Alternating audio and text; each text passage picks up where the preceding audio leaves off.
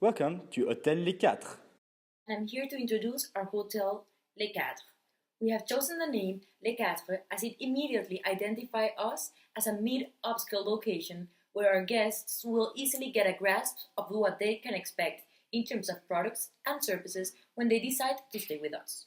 We believe that the use of this literal title, together with our customer focus and service standards, will all come together to denote the atmosphere, amenities, and quality Les Quartres has to offer. A smart choice of amenities, qualified staff, and an enhanced service offer, Hôtel Les Quatre brings customers all the luxury and care expected without having to leave the hotel. Hôtel Les Quatre focuses on two main targets, and these are transients, more specifically premium, as well as groups, small and big.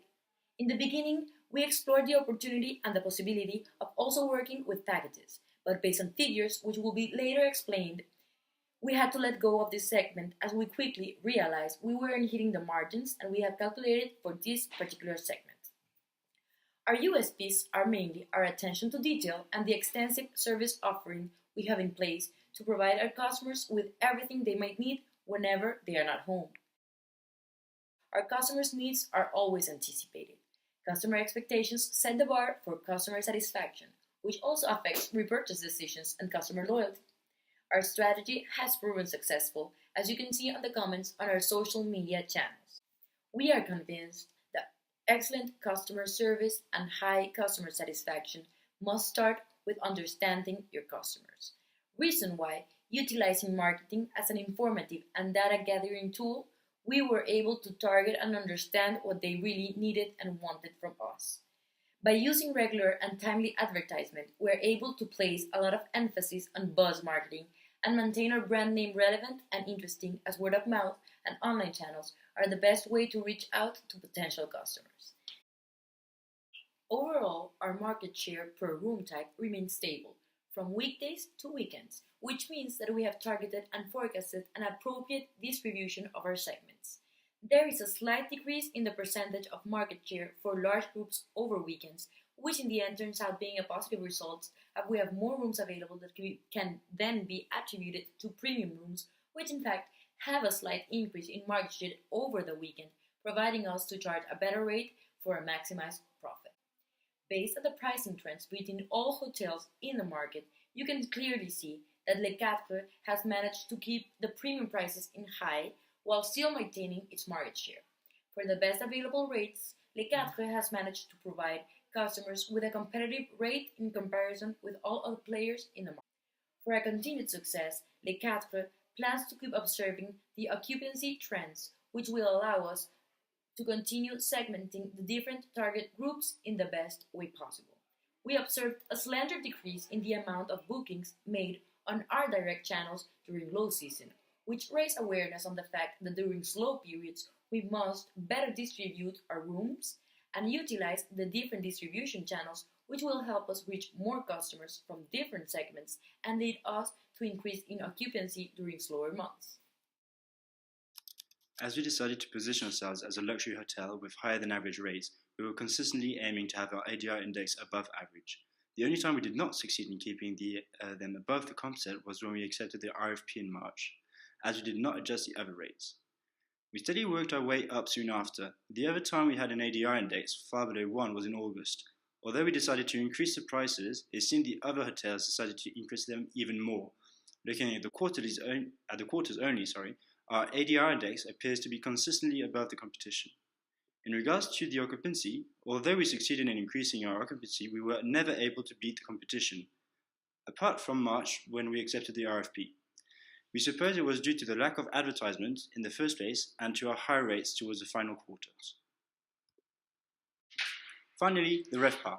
Apart from 2 accidents, our RevPAR has been relatively close to the comp set. The first accident was the very first month and was due to our lack of advertisement and consequently our occupancy. We even had a comment on the social networks saying they couldn't find any information on our hotel. We largely overcompensated this factor when we accepted the RFP, which pushed our RevPAR index up for the first quarter. The third and fourth quarters, our RevPAR was under 1, as it was the low season. We failed to notice the demand had decreased. Although it was low season, we decided to keep our rates high, as we believed the others would lower theirs. Hence, our rates remained high, resulting in less occupancy and ultimately a smaller RevPAR. Regarding the performance revenue and profit, I would like to first emphasize the fact that we didn't have a loss ever. Our first profit was over 31,000 and our highest profit was about 10 times bigger, counting 303,000. Once again, the first month was our worst as we barely invested in advertising. That height, partly due to the fact our occupancy didn't reach the same levels, so it decreased the following month, but shortly after it went back up. June was a less good month regarding the GOP, mainly due to the fact that we invested heavily in refurbishment, costing us $20,000 from the revenue and $40,000 from the profit, as we were trying to improve the quality of the hotel in order to justify our prices. August was our all-time highest in terms of revenue and profit. This is due to the fact that demand was high and because we successfully attracted the customers in order to have our greatest occupancy of the year. After August, our profit steadily decreased as the occupancy was lower. Starting with management fees of just over 30,000, it increased to over 50,000 in March, probably because of the group request. The next month, it decreased to 45,000 and then increased to a maximum $70,000 in August. The next 4 months, the management fees decreased, reaching just under $40,000 in December. The graph follows the same trends as the revenue, which makes us suppose that management fees are based on the revenue. We started the year off with the lowest ROE, reaching a mere 0.13%. On the other hand, we reached our all-time highest in August with 1.15%. Plotting the ROE on the graph, we realized it followed a similar pattern to the revenue graph, with only little variations, which we believed were due to the investment we made. I'm going to explain how we decide whether we should accept RPs or not. If accept, what is the minimum rate we set, how we calculate this rate, and how much we will lose in terms of revenue. Firstly, in general, the reasons why we welcome RPs is that our target segments are premium and group, so attracting group guests is in line with our strategy. Secondly, the facilities of 2,000 square feet conference room and event space allow us to be able to accommodate these guests. Lastly, the occupancy rate for our hotel is not high. It's often around 50 to 70%, which means that every single day there are around 75 to 125 rooms unoccupied. In order to increase our revenue, we are pleased to welcome RPs. Of course, this will be looked at along with the specific situation for the month regarding the seasonal fluctuation and if there's any transient guest to displace. This leads us to the next part, how we calculate the minimum rate.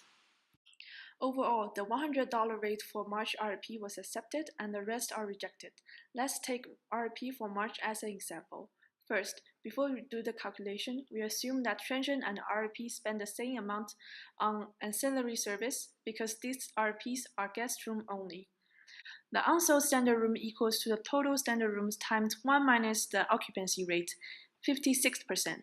This occupancy rate is based on last month's occupancy and adjusted with the increase in market demand. We have 88 unsold standard rooms. With the same method, there are 24 unsold premium rooms. From RPs, we can find that they request 125 standard rooms and 5 premium rooms per day. Subtract unsold room from RP, we have in total 37 rooms to displace.